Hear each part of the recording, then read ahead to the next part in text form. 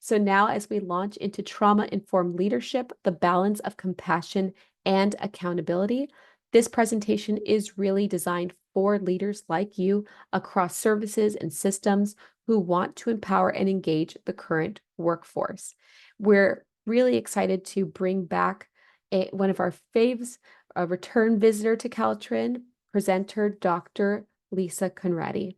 And on our next screen, we have a little bio about Dr. Conradi, who is the president and founder of Trauma Informed Innovations, LLC, and is the former executive director here at the Chadwick Center for Children and Families at Rady Children's Hospital, San Diego, which is where Caltrin is based out of.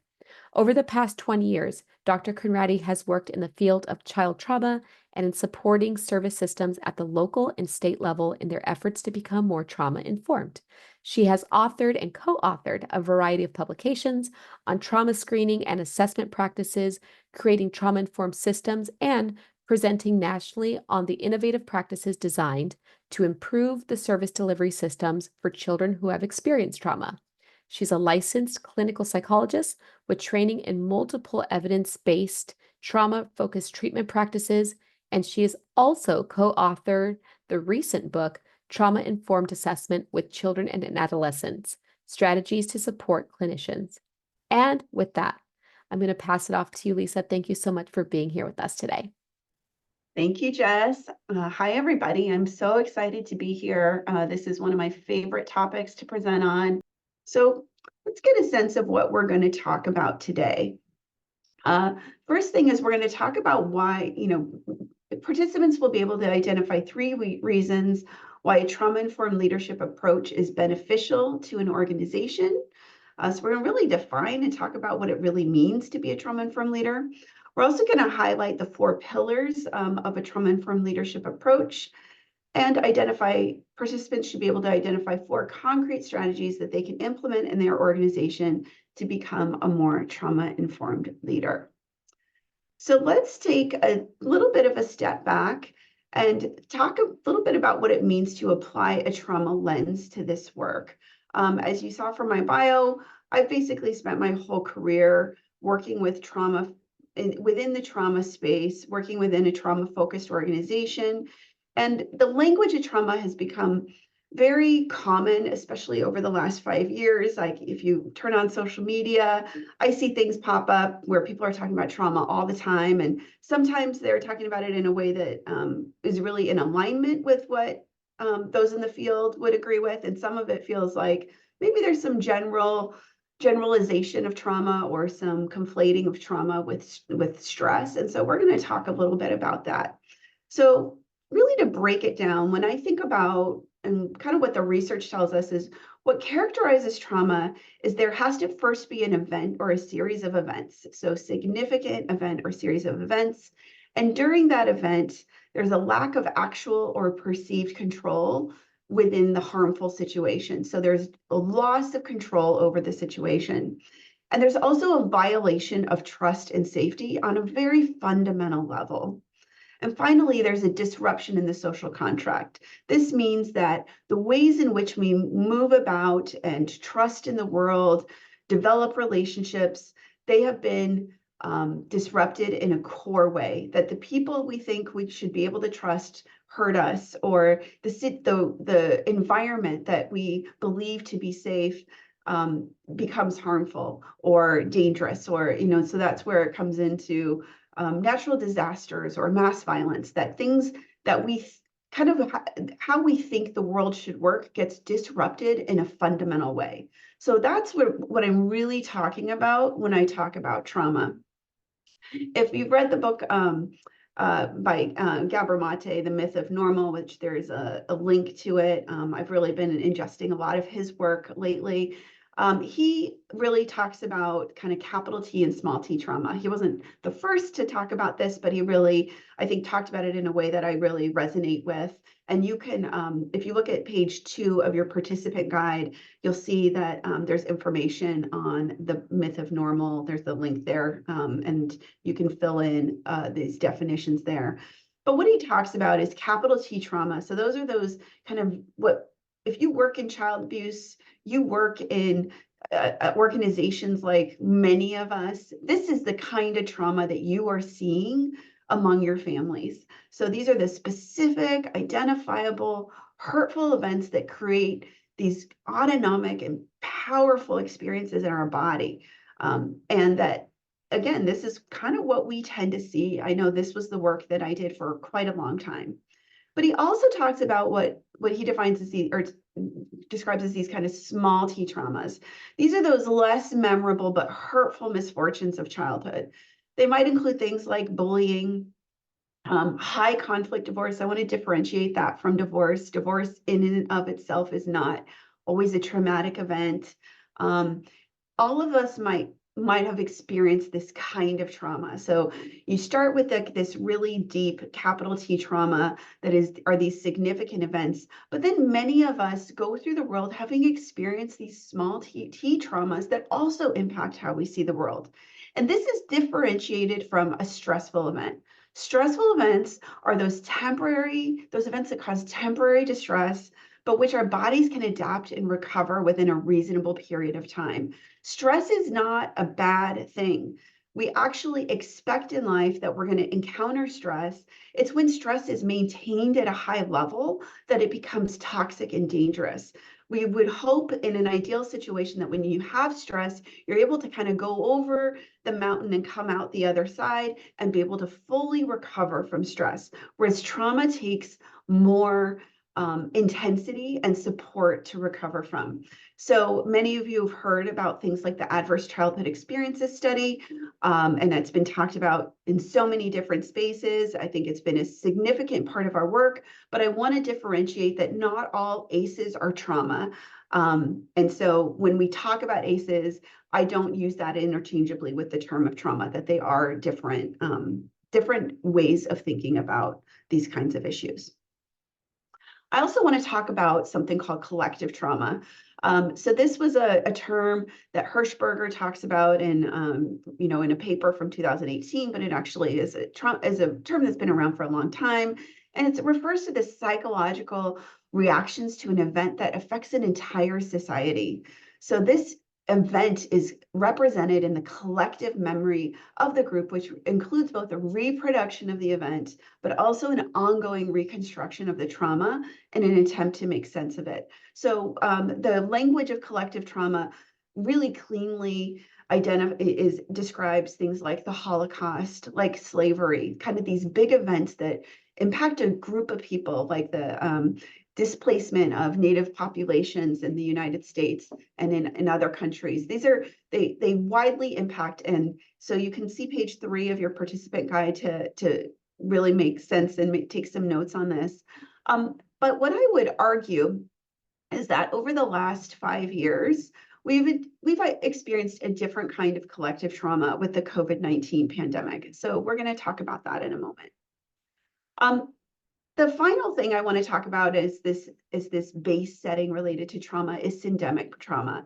I heard this, Wisdom Powell, who's a great thought leader out of Connecticut. She talks about how over the past 5 years, we've experienced a syndemic trauma. This is the idea of the COVID-19 pandemic, along with the racial justice reckoning that has been going on in the United States and in many places around the world. So a syndemic is 2 or more health problems that coexist at the same time. And it's kind of this pot that kind of, it's all mixed in the same pot, and it starts to get more and more intense. And scholars have argued really that COVID and this racial justice reckoning really classify as this kind of syndemic trauma that have impacted us all in some way, shape, or form. Now, I want to acknowledge that we might all be in the storm, but we're on different boats. Some might be on big, big cruise ships, and some might be on dinghies. And so we aren't all experiencing these in the same way, but we are all having some experience with these events that are impacting how we relate to the world. So when we think about our current, let's bring this, but now we have this kind of trauma baseline. Let's bring this back to the current workforce and kind of what we're dealing with. Many of you have been leaders, it looks like, for quite a long time, right? So you've been leading through the last 5 years. And what I would say is in our work, we're likely working with families who have experienced capital T trauma, right? I think we can all agree with that. Many of us and our staff have experienced our own capital T trauma or small t trauma. It's absolutely something we've seen in the research, something we can expect that individuals who have gone through their own set of adversity often go into work where they support others through similar kinds of adversity. It's a way of being resilient, it's a way of meaning making, but to acknowledge that trauma is not just something that happens to the families that we see, that is something that is experienced within the workforce, and it impacts how we connect and relate with each other and can sometimes cause tension and frustration. So let's talk about this traumatic stress response cycle, right? So you guys have probably heard a little bit about this. We have the event, right? So something happens, this scary, awful thing happens, and your body's alarm system goes off. And that's the fight, flight, freeze, fawn, which we're going to talk about in a moment. And then it releases all of these kind of stress hormones, right? And if we don't deal with the event, those stress hormones just kind of float around and impact us. They start to get into our biology, they start to impact kind of how we relate to others. And that can eventually lead to what we call traumatic stress. This is the language places like the National Child Traumatic Stress Network use. It's broader than PTSD, for example. PTSD has very specific categories, and I think for a long time did a great job of identifying the impact of trauma. But I think we as a field understand that traumatic stress is broader and that people are impacted beyond meeting the diagnostic criteria of PTSD. This is important because I want you to think about yourself and I want you to think about your staff members for a moment. So when individuals are in a reactive mode, so they have something's happening, something's coming up, there's an event at work, there's something that kind of reminds us or brings up kind of this stress for us. They're activating the fight, flight, freeze, or fawn parts of their brain or the emotional centers, right? So that's the emotional center of your brain. And I just, as a reminder, to think about how the brain is organized, right? So we have towards the back of our brain here, our emotional center, and the front of our brain is our cognitive center. Those two parts of our brain cannot be working at the same time. You cannot be fully cognitive and be emotional. Usually you'll flip from cognitive to emotional, but you can also, if you're in this emotional part of your brain, you can flip over to the cognitive part of your brain. So I want you to hold on to that for a moment. So when we think about the emotional part of our brain, those who maybe their first response, there's the traumatic stress hormones, the kind of response that comes up is flight. So if that's you or your staff, that might mean you call out more often. You're just not coming in. You're kind of bolting from work. You might even leave for another job. Things get stressful. I can't be here anymore. You go to another job. So think about your workforce in that way. Those in fight mode might be those staff members who are disagreeing with everything. They're pushing back on everything. Everything feels like a conflict. They might be in conflict with other coworkers. Those in freeze mode might be checked out, not engaged. They're just trying to survive. These might be those quiet quitting folks that we've heard about in the press, right? And those in fawn mode might be your super people pleasers. And it's great to have staff who are high function, who are excited and want to do this work. But sometimes it feels like they're doing it because they don't want to get in trouble, because they don't want to rock the boat, because they want everybody to be quiet and calm, right? So these are the folks in fawn. So they might be abandoning their own needs to avoid conflict, criticism, or disapproval.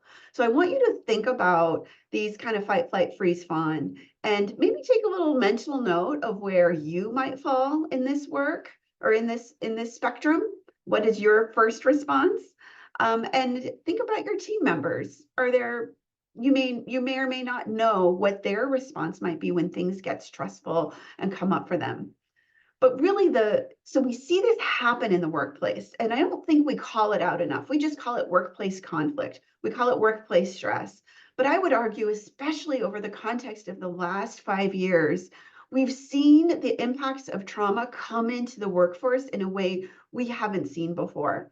And that there is a way to move from this reactive mode to our cognitive mode. So the way to do that is to take a step back and reflect.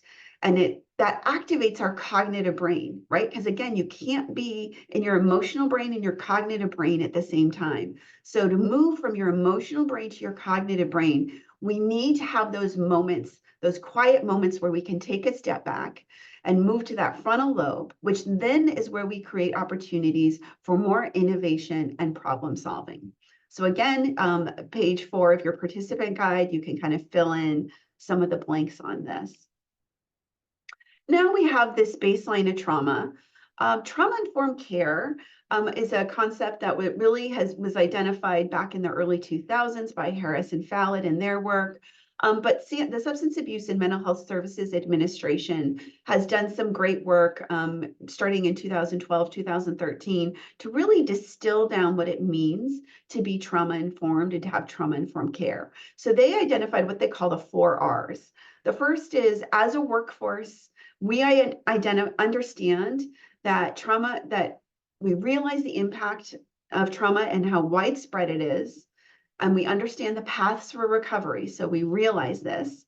We are able to recognize the signs and symptoms of trauma in our patients, our families, and our staff members. We're able to integrate that knowledge into our policies, procedures, and practices, and we're able to actively avoid re-traumatization. And then we can go a step further. They have these 6 key principles of a trauma-informed approach, which are safety, trustworthiness and transparency, peer support, collaboration and mutuality, empowerment, voice and choice, and cultural, historical, and gender issues. I'm not going to go into deep detail. The Trauma-Informed Care 101 webinar goes into this in a little bit more detail. But what I did want to say is that this framework was created for practitioners working in child and family serving systems and thinking about how to work with families. And there's been some applications to how it can support the workforce. But I don't think we've had these same conversations on what it means to be a leader. That I think, often as leaders, we're told we need to do all of these things, but we're not really given the tools on how to do that ourselves. So this is where I really started thinking about what it meant to be a trauma-informed leader. So page 6 of your participant guide goes into this in a little bit more detail, but I would say a trauma-informed leader is somebody who knows how to create physically and psychologically safe environments. There's somebody who is able to build trust between and among team members, facilitates multiple opportunities for connection, and identifies clear boundaries and expectations while also supporting staff autonomy, voice, and choice. They're able to engage in those tough conversations when needed, and they have a space to be vulnerable and take care of themselves. So just in general, a trauma-informed leader is an individual who integrates the key principles of trauma-informed care into their leadership style, and this involves effectively balancing compassion and accountability. So let's talk really about what this is. So I'm gonna share a little bit about my leadership story. Some of you might be able to relate to this. I've been a leader in a trauma-focused organization in various roles for almost about 20 years. And right when COVID-19 happened, our organization, the leader who'd been there for 20 years had retired in February of 2020, and I was the clinical director of that organization. It's the Chadwick Center, which you guys saw in my bio. And so February 2020, longtime leadership has retired, and there was a new plan in place. But March 2020 kind of threw everything up into chaos, right? And I know that we're not the only organization that experienced that. So over the course of 6 to 8 months, my role changed, and I ended up becoming first the interim and then the actual executive director of the organization. And I found that to be, on the one hand, I held the role with great pride. I took on the responsibility, but I was also really struggling because it was a time where everybody wanted leaders to be, if you recall that time, staff are asking for, we need to be able to go home. And you're trying to balance this kind of physical safety with meeting the needs of clients, and staff members are going through all of their own experiences. And then I'm going through all of my own experiences. And those aren't things that we are able to talk about, right? The message I keep getting is I have to meet the needs of my team over and over again. But I don't know how to do it. And I'm really struggling. And so one of the things that I started doing is I really dug deep into leadership literature, into just kind of really to try to get myself some more resources, because I'm sure I'm not the only one who's experienced it, but sometimes, especially in nonprofits, when you move from being a staff member to a leader, you might be the best staff member, but you're not actually given training on how to be a leader. So your role changes, but maybe you don't always have all the skills or the training necessary to do that. So you kind of feel like you might be trying to define this yourself. And I just found it to be very lonely. And I wanted to create a space where we as leaders were able to acknowledge how this was hard on us, and that what was going on for us in this, that it was beyond. In order to show up for our organizations and show up for our staff, there had to be a space for us to show up for ourselves. And that's really where this work came from, is looking at the literature on leadership, but also marrying it with my experience. I've been a trauma-informed care consultant for a long time, and really trying to blend those things together. So as a result, it really, for me, distilled down into these kind of 4 pillars of trauma-informed leadership: safety, trust and transparency, autonomy, connection, and relationships. So we're going to dig into each of those now. So the first is safety. Now, Sandy Bloom and Brian Farragher were some of the initial folks who talked about safety related to trauma-informed care.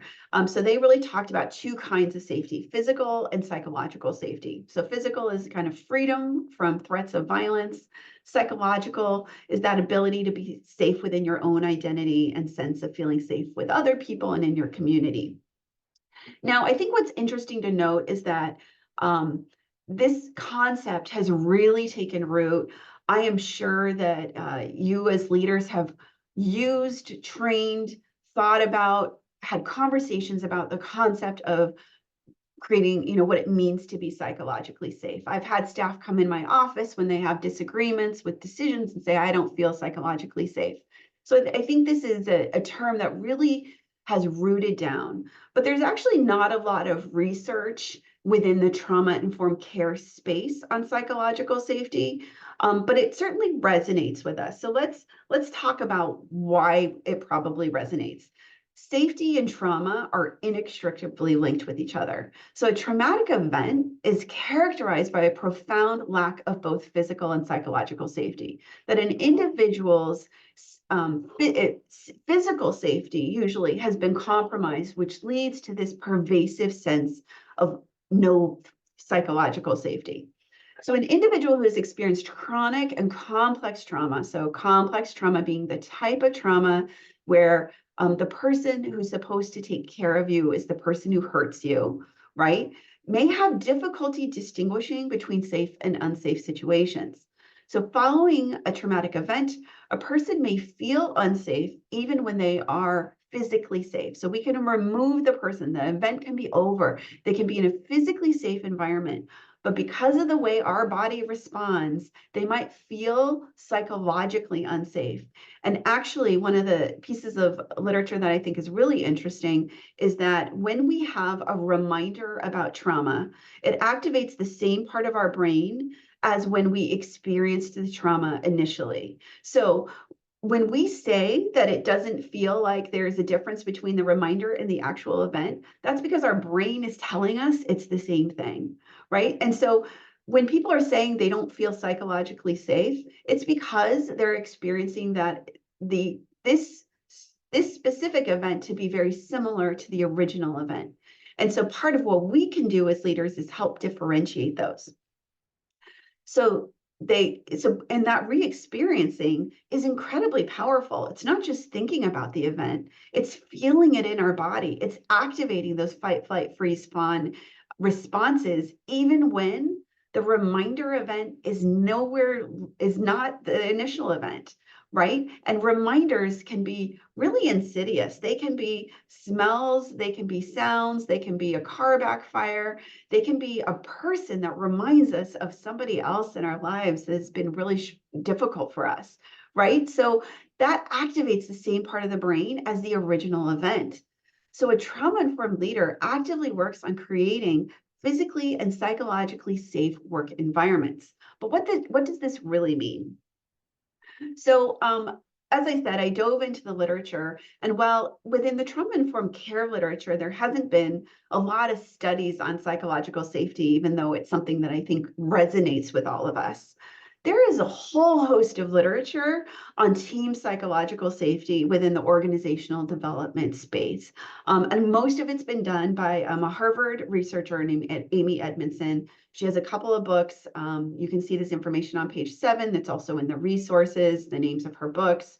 And so what she defines as team psychological safety is a shared belief held by members of a team that the team is safe for interpersonal risk taking.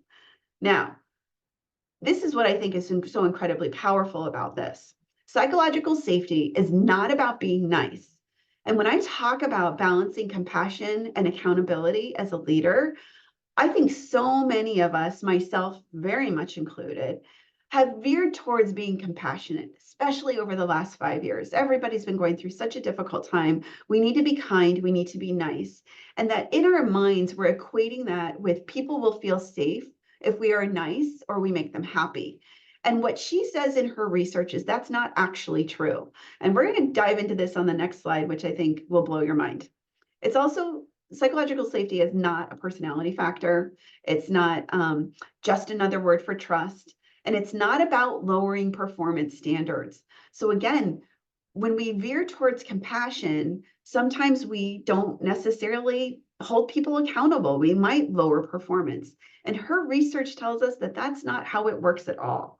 That's where we get to this slide. So psychological safety and team engagement. So as leaders, the pinnacle is when we have a team that is actively engaged, they're excited.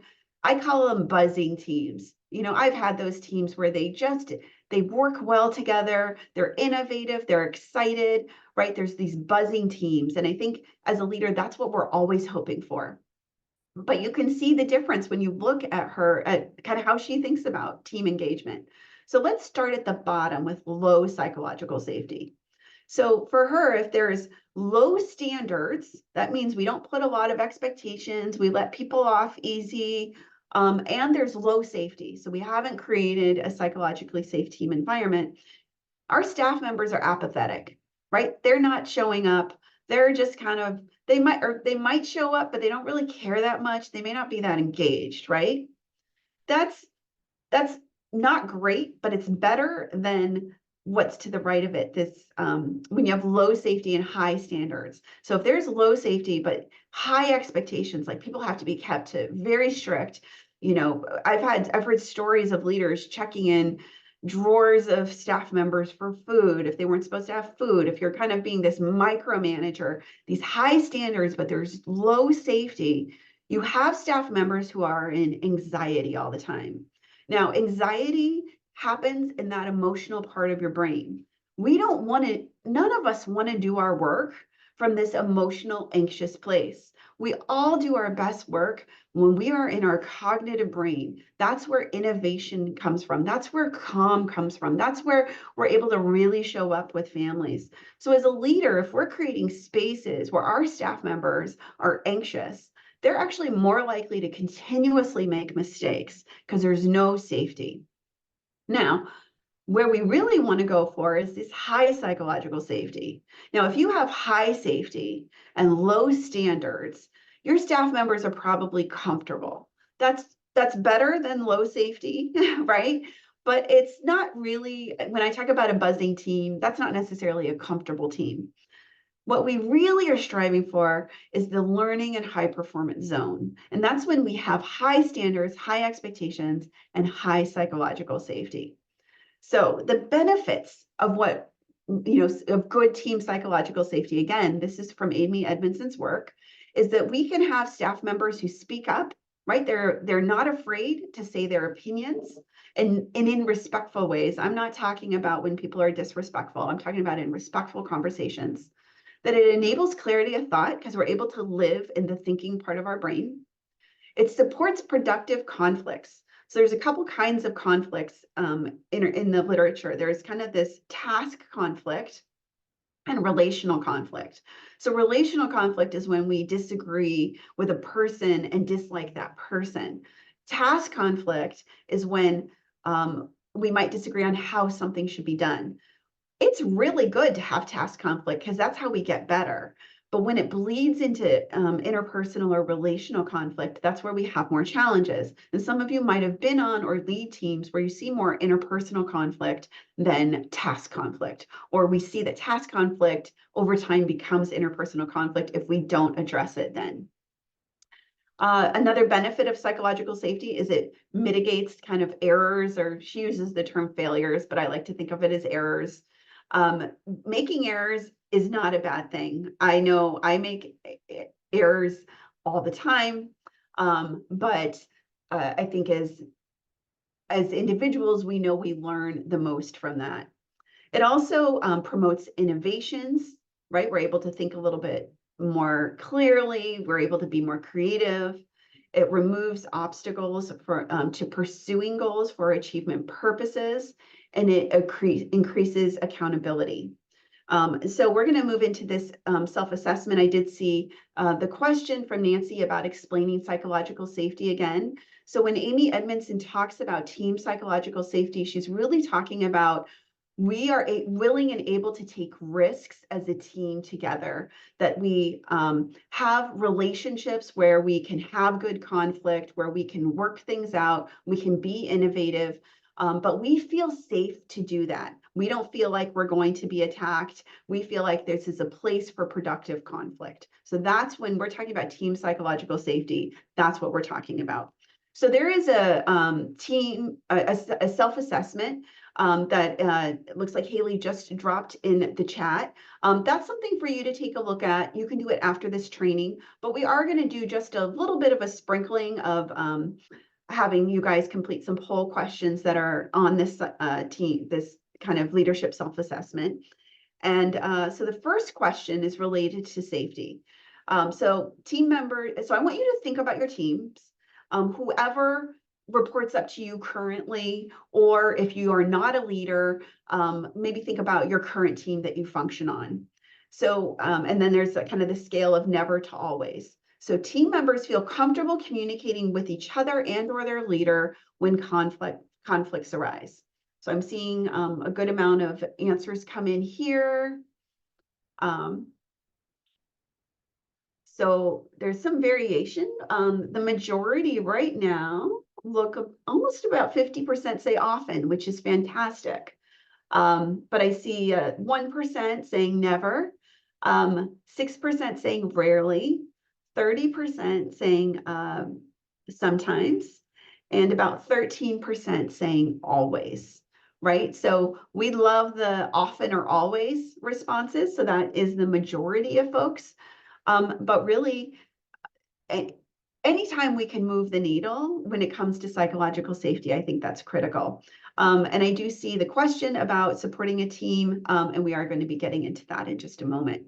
So how can we cultivate psychological safety in our teams? And this really, if you are on a team where maybe you've taken over because the team has had, maybe the organization has gone through a lot of leadership changes or a lot of team member changes, and you've stepped in and you're taking the place of a leader where maybe there wasn't a great sense of team psychological safety.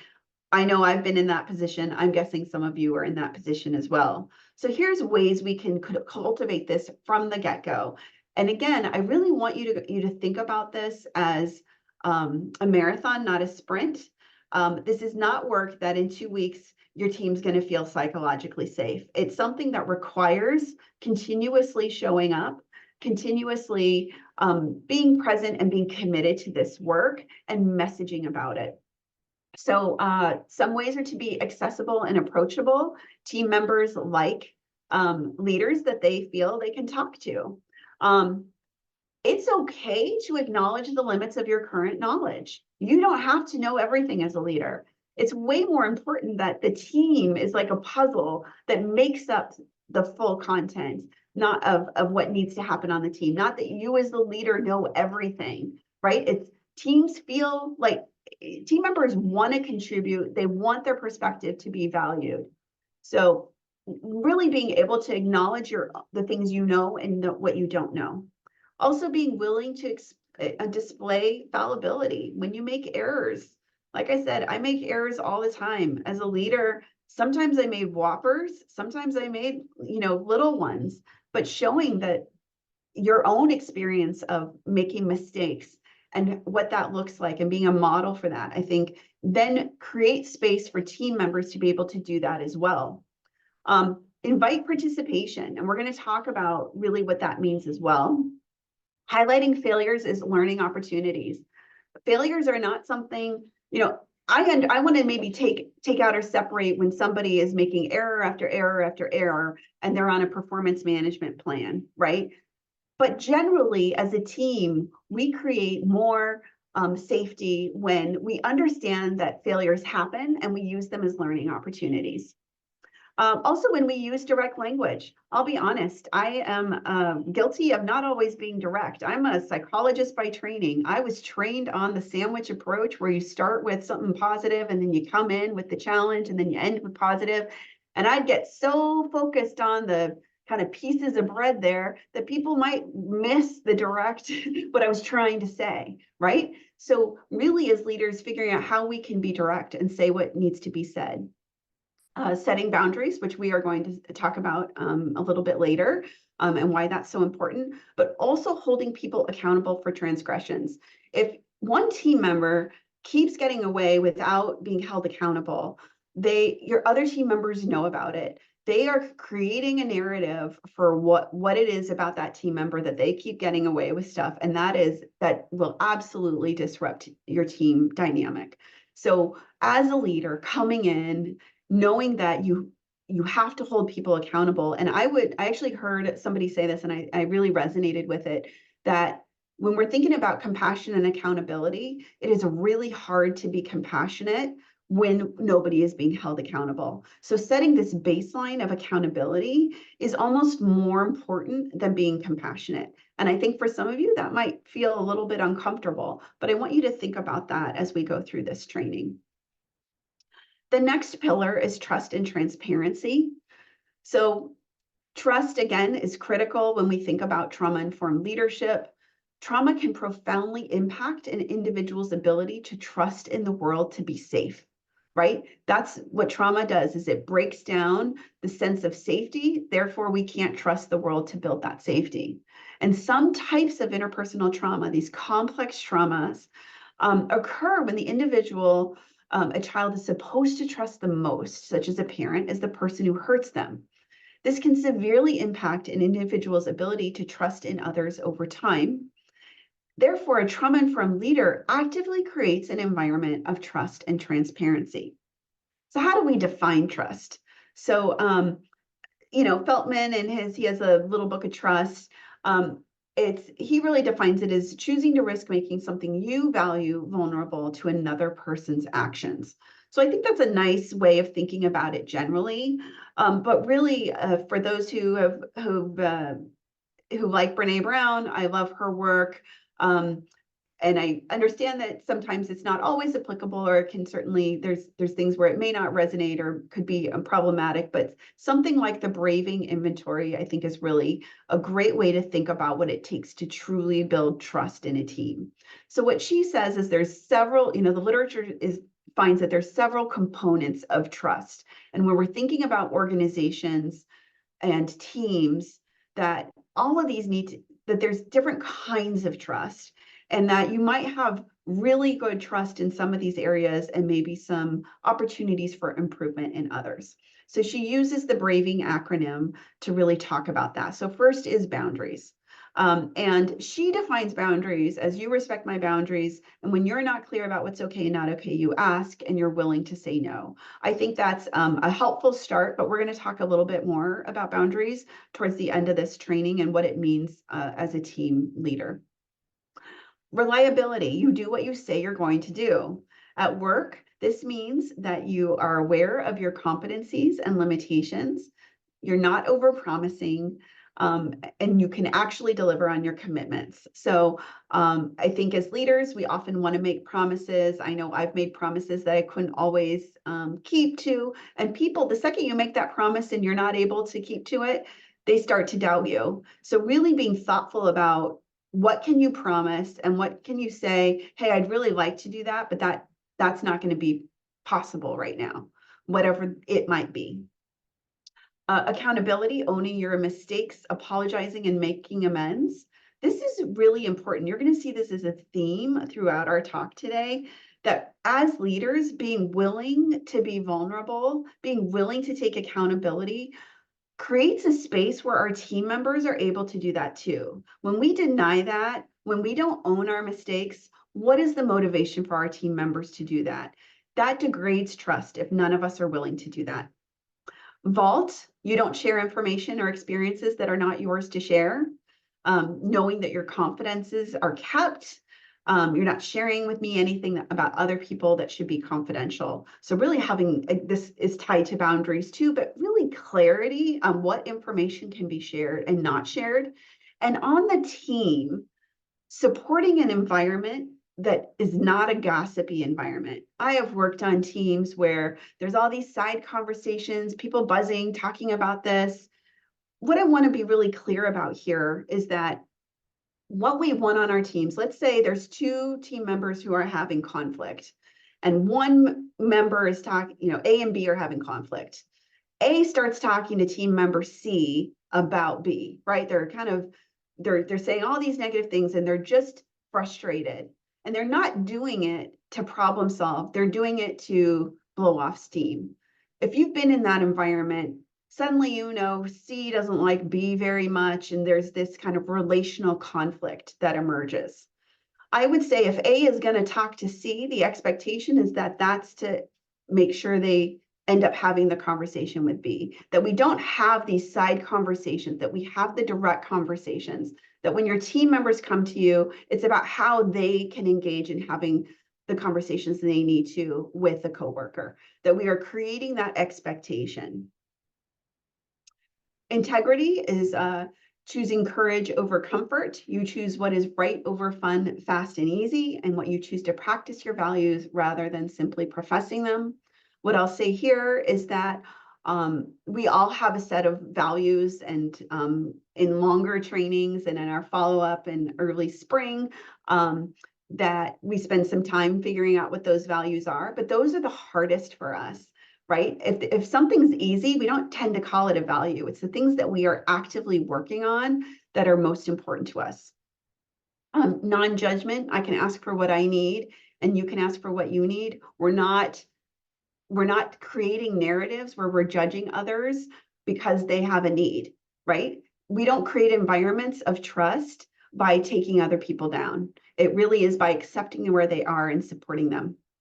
And generosity, you extend the most generous interpretation possible to the intentions, words, and actions of others.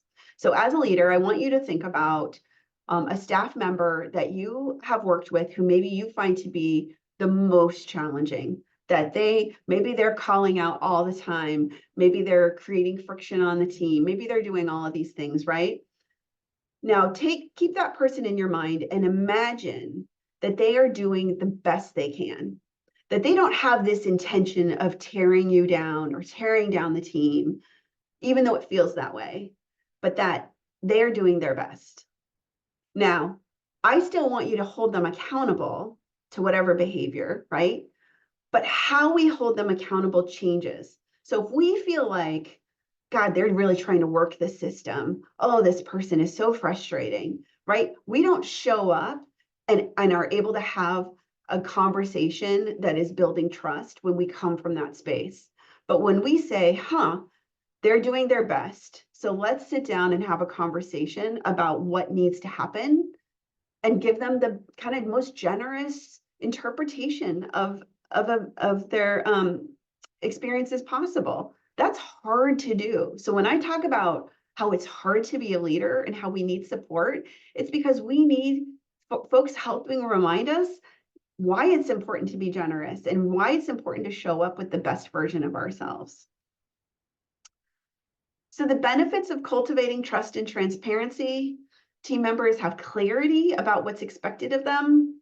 They understand why organizations have made certain decisions, even if they don't agree with them. So one of the things that we talk about is how, when you're being transparent, right, to create trust, how much information do you give team members? I've definitely been in situations where um, where things are going on and everybody wants to know everything that's happening. And you as a leader, like I as a leader, wasn't able to share all the details because it involved maybe a specific personnel issue or something that's happening at my bigger organization that is not something I can share yet. There's reasons why we can't always tell everybody everything, but really being transparent about that. And depending on your level, as a senior leader, maybe you're transparent at the 50,000-foot level. Maybe as a supervisor, or manager, you're transparent at the 10 or 20,000-foot level. So really being transparent at an appropriate level, it doesn't mean you're telling everybody everything, but it's saying, this is what I can say, and I'm not able to say more than that. Other benefits: team members are less likely to make unfavorable comparisons to others. So why did X get this and I didn't? And they know that their leader will do what they say they're going to do. And that is something that takes time. Building trust takes time. So now we're going to go into our next question on our self-assessment. So there's a culture of non-judgment and support. So I think that poll has been launched. It goes from never to always. So again, thinking about your team that you immediately work in, is there a culture of non-judgment and support? Give it a moment.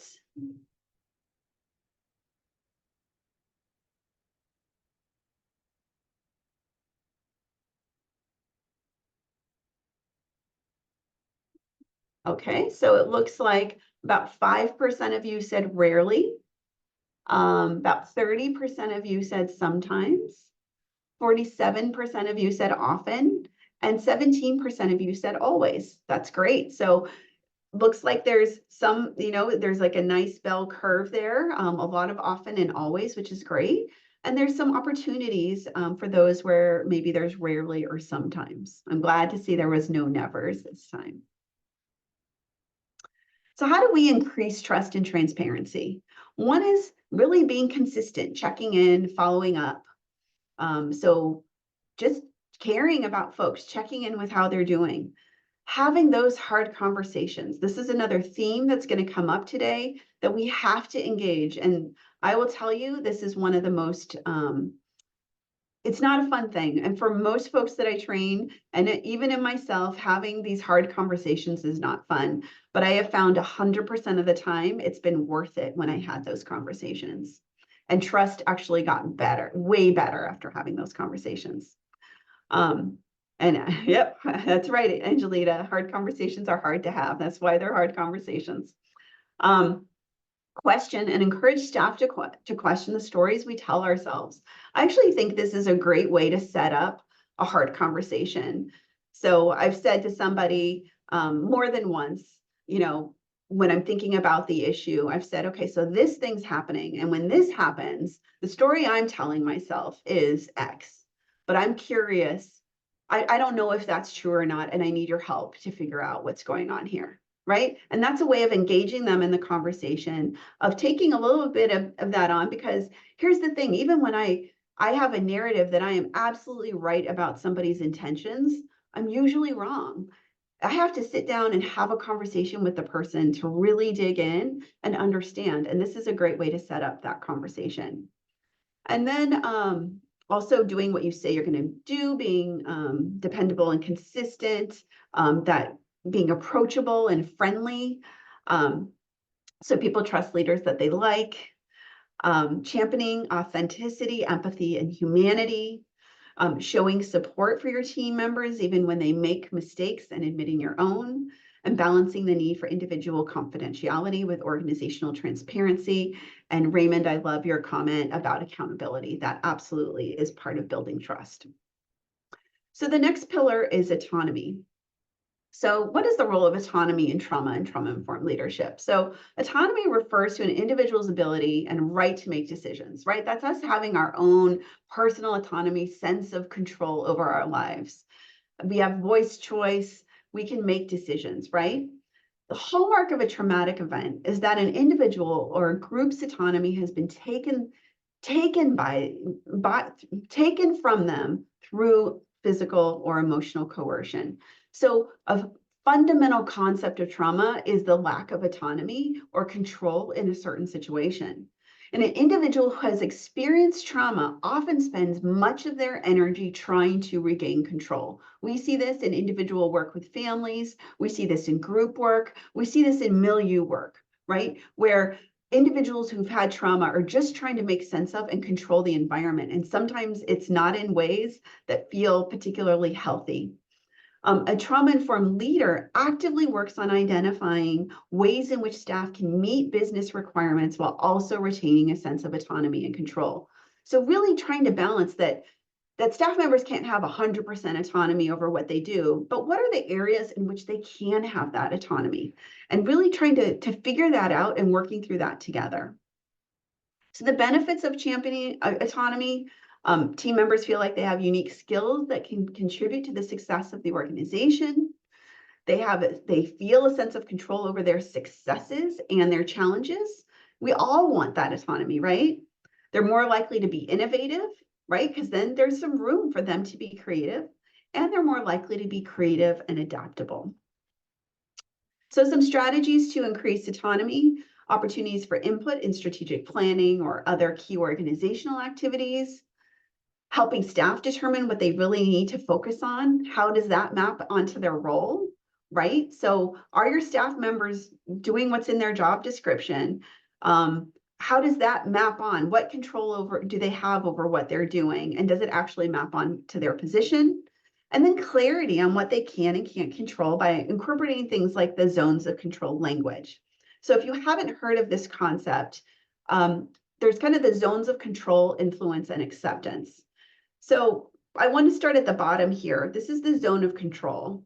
Zone of control are areas where we have complete power, and it should be the areas in which we spend most of our time and energy. So that's you as a leader, that's your staff members. Where do you have complete control over what you do? There is going to be an area, there's going to be several things that is true for.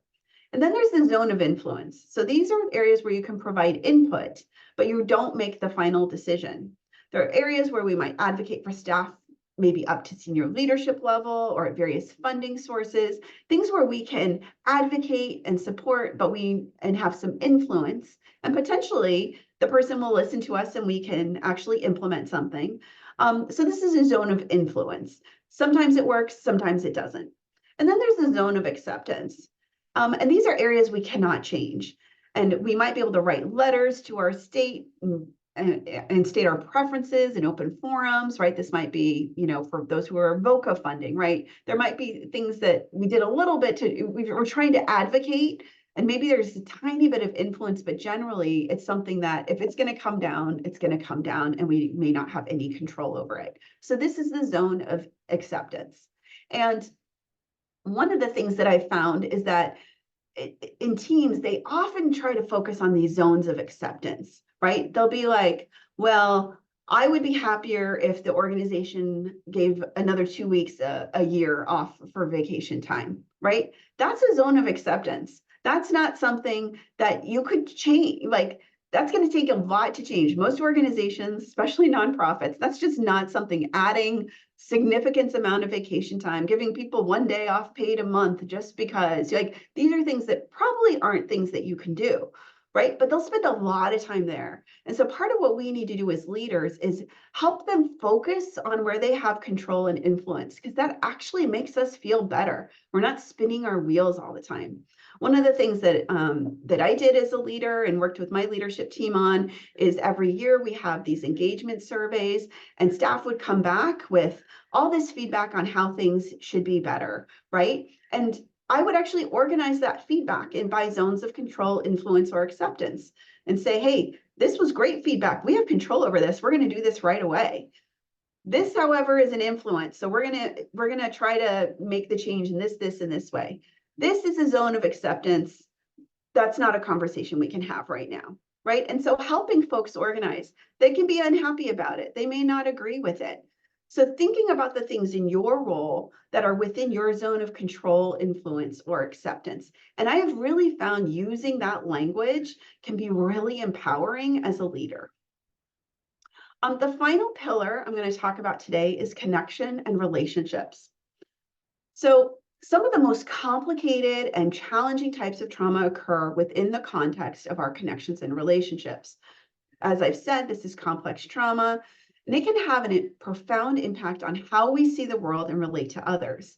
And if folks are familiar with the work of Bessel van der Kolk, one of the things he says is that complex trauma occurs within the context of relationships and can only be healed within the context of relationships. And so I would say the best way to heal this kind of trauma is within relationships. Now, as leaders, it's not our job to heal our staff members' trauma, but facilitating opportunities for relationship and connection is significant in creating safety, trust, and significant in helping us, our staff, feel engaged, feel like they can live in the cognitive space versus the reactive space, that we're all yearning for this kind of connection. Now, I want to differentiate, there used to be kind of this, like, you're often in nonprofits, your team is your family. This is not your family. I don't even know if we want our team to be our family, but we want our team to feel connected and true caring for each other. Those are the best. Those are the teams that are most, those buzzing teams have that. And so how do we facilitate these kinds of connections and relationships as a leader? So some of the benefits is that team members feel like they're part of something bigger and better. They are aligned with the mission and vision of the organization. One of the things that I'm guessing every one of you on this call has going for you is that you work for service organizations where people are aligned with the mission and vision. They work for you because they want to be a part of that mission. It matters to them on a deep level, right? That's a great baseline for building connection and relationships. They're also more likely to feel supported, especially after dealing with tough cases, right? They're dealing the work with humans. And when we're dealing with humans, it can be really hard. And so feeling like we have connection and support is critical. We're also more likely to have better engagement, less turnover, and often, there's a kind of this joke if you've done engagement surveys where it's like, do I have a best friend at work? And I've heard a lot of people say, I hate that question. Like, why do they have that question? But what they have found in the research is that when you feel like you have a good connection at work, somebody you're excited to see, somebody that you feel is in this with you, you're more likely to be engaged. And organizations can manage concerns regarding burnout and secondary traumatic stress more quickly. And I see Tara, can we help organizational trauma they have experienced by being truly trauma informed? I think we can help them heal. I completely agree. And I really appreciate the language of organizational trauma. So often our organizations have gone through maybe something historically. I will tell you, when I started at the Chadwick Center, it was in 2006. And in 2004, 2005, there had been a huge disruption. There was an office that closed. A ton of people got laid off. It was a really bad period. And I was not there for that, so I didn't experience it. But I will tell you that up to 10 years later, that story about what happened in 2004, 2005 was a narrative that had continued on for years. And the people who talked about the narrative weren't even people who were there, right? They just heard about it. It has that, it's that same kind of, it's almost like a historical organizational trauma that the stories carry on. And so we see that organizations are their own entities, and that I think, and I agree with Tara, that doing this work can absolutely help with that. I've seen it. I've seen my own organization heal from doing this work. So part of what we need to do is facilitate opportunities for social support. So this refers to activities that allow team members to remain committed to the team, especially at times of emotional turmoil. For example, when conflict arises, and they can take on a number of forms. So being an ally when they need someone to help advocate, reassuring them of their worth and value to the team, tell them how much you appreciate them, and listening to their problems and offering guidance if they ask for it. So now I'm going to share a video. This is one of my favorite videos. If you've not seen this, hopefully it will warm the cockles of your heart the way that it did mine. And it really is about how we can, how important social support is in the team environment. It's okay. Everyone's older than me. You don't have to tackle. Bob, listen to me. No, Bob, listen to me. Trust me. Look at me. Look at me, Bob. I'm the shortest kid here. Listen, it doesn't matter who you are. It doesn't matter if you're short, you're young. It doesn't matter if you're tall or hit. It doesn't matter if you're fat. It doesn't matter if you're tall. Bob, you are a brilliant rugby player. You understand that? You're insane. You're actually insane for your age. You're insane. Come here, give me a hug. Best teammate It's ever. all right? Best You're teammate. really good. Come on. Come on. So come on. No one. It doesn't matter if I give Hey, thanks for. So I see all the hearts coming up. And I appreciate Haley posting the link to that video. It's also, the link is in your workbook. It's such a great video, just reminding us of, there's these kids, and one kid really showing up for the other and telling him how important he is and how much we all need that in some way. We're all looking for that kind of connection and relationship and support. We don't say it. We're adults who feel like we shouldn't need that kind of thing, but really showing up and showing somebody that you see them, that they matter. You might never know how it impacted them, but it makes a difference, and you'll see increased engagement and really increased support for each other when you're able to provide that as a leader. So some additional strategies to build connections and relationships: cultivate meaningful meetings. There's The Art of Gathering is a great book by Priya Parker, where she talks about how to facilitate good meetings, not just meaningless meetings, because we have a lot of those too. Have team members work together on projects. All this work with diversity, equity, and inclusion, and building inclusive cultures. One of the things we did is we also helped staff members identify languages of appreciation, because not everybody, I might want to shout out a congratulations to 100 people about one person's accomplishment, and I think that that's a great thing, and they're going to love it, and they are mortified by it, and it's not their idea of appreciation. So really understanding from an individual perspective how somebody feels appreciated and being able to do that for them. Also incorporating gratitude to each other in the culture. This I know feels, I think that it can feel a little woo-woo, this kind of, oh, we're going to start with gratitude. But it really does change the frame. And if we're able to do this continuously, you will see a shift in just something like that. Having a what are we grateful for today, part of your icebreaker when you start a team meeting, can be really powerful. And as well as being flexible when you can. So there are certain things that maybe you can't be flexible on, but really working with them to be flexible when you can, and that can help build relationships as well. So finally, I wanted to spend a little bit of time talking specifically about boundaries. And this alone, I think, could be its own webinar. So boundaries, there's a great book by Nedra Glover, Tawwab, and so there's a link on page 14 of your participant guide about this, but boundaries are expectations and needs that help you feel safe and comfortable in your relationships. Really, so boundaries tie to safety, they tie to trust. They also tie to connection and relationships and autonomy, right? Boundaries are this kind of cross-cutting. When we have good boundaries, we're actually able to help create all the other components of being a trauma-informed leader. And individuals who have experienced trauma have often had their physical and emotional boundaries fundamentally violated, often repeatedly. And one of the things that I've seen in leaders, and also when I was a practicing therapist, is sometimes when trauma happens, let's say a child has experienced trauma at school, and parents will say, they've gone through such a hard time.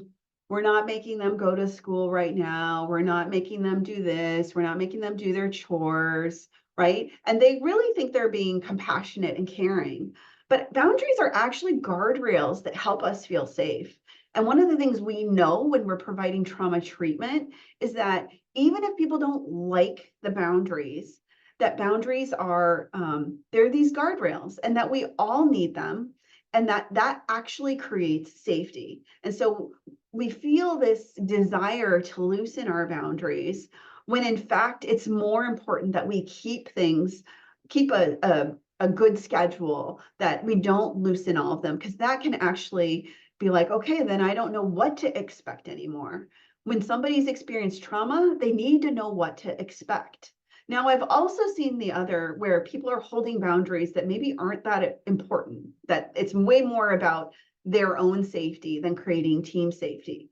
So I think part of what we as leaders need to do is think about what are the areas where we have really good boundaries and that is beneficial to the team, and what are areas where we don't have good boundaries. And I think of boundaries both as a personal as a leader from a personal perspective, but also from a team perspective. So what are my boundaries? Where am I good and have challenges? And then what are my team's boundaries? And what's working there, and what are some opportunities? So finding that balance of appropriate, healthy, and relational boundaries is critical as a trauma-informed leader. So in the workplace, a lack of boundaries can lead to higher rates of burnout. So this constant desire to go above and beyond can lead to exhaustion over time. I have had staff members who are like the best, they're winning employee of excellence. They're going above and beyond, and inevitably they burn themselves out. So part of at the time I'm like, hey, we work for an organization where going above and beyond is great. We don't have near enough resources. I'm really glad this person stepped up. Then what happens is I lose that person because they burn out, and then we have to start over again. So setting those boundaries at the beginning is so important. And staff members can also feel this lack of fairness and equity regarding job duties. Like, why is this person getting away with this and I can't, for example? Especially if this one person's going above and beyond, and then they get frustrated that this other person's doing the bare minimum. And then the lack of clarity for staff members on work expectations and role clarity can create its own sense of stress and frustration. So what I invite you to do, and you can look at page 14 of your participant guide, is really, and this can be after this training, this is not something we're going to do here today, but really do a little bit of a personal self-assessment. What are ways in which you have good boundaries? Are you really good at not checking your email after hours? Are you really good at going on your annual vacation? Are you really good at waking up in the morning and having your morning be a sacred space for you? Whatever that might be. What are ways in which you struggle? Are you constantly stepping in to cover somebody else's duties instead of supporting them to do it? Are there, or do you check your email all weekend? What are the ways in which maybe your boundaries aren't great? And then thinking about it from a team level. What are ways in which your team has good boundaries? And so there's clarity of work, let's say, but what are ways in which they're not? Let's say they're all having side conversations. Those aren't good boundaries, right? And then to identify at least one personal and one team boundary that you can implement in the next week. And I really advocate for bringing this conversation to your team. Come to your team and say, hey, I attended this training and we talked about boundaries and how important it is in a trauma-informed organization to have good boundaries. Let's talk about what our team's good boundaries are and what are some opportunities for us to have better boundaries, and have that be something that is transparent to the group. And that sharing it publicly can get some buy-in so that everybody can be on board with this. And I can promise you that we all have areas that we're proud of with our boundaries and all have areas where we really struggle. And as leaders, having good boundaries is really can help really mirror and support good boundaries for our team. Because often, I used to have a leader who never took a day off. Even when they were on vacation, they checked their email. Do you know what I did? I felt like if I went on vacation, I had to check my email too, because that was the expectation. So the leaders really model this for our team members. So we're going to do our last poll about boundaries. Team members feel comfortable both setting and respecting each other's boundaries. Never to always.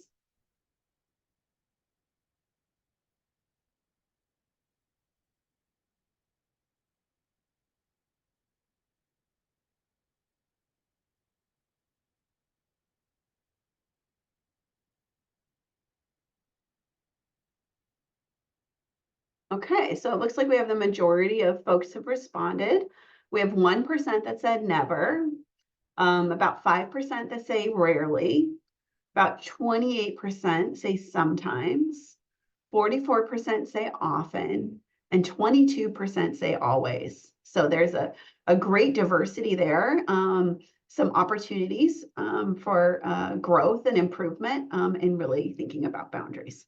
But again, that self-assessment has questions where it really help you think about your own boundaries as well.